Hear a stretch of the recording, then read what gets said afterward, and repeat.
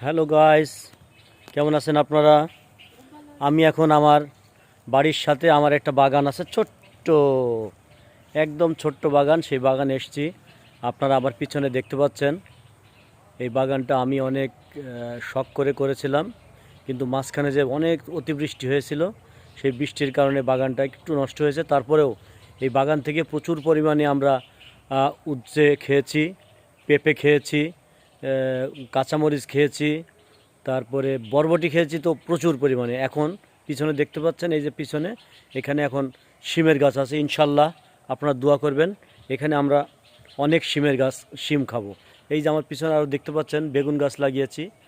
এছাড়াও লেবু গাছ আছে, আম গাছ আছে, সজিনা গাছ আছে, অনেক অনেক গাছই আছে ওই অল্প একটু জায়গার মধ্যে। তো আমরা চেষ্টা করেছি বাগানটাকে একটু ঠিক করার। আপনারা সবাই আমাদের পাশে থাকবেন ইনশাল্লাহ।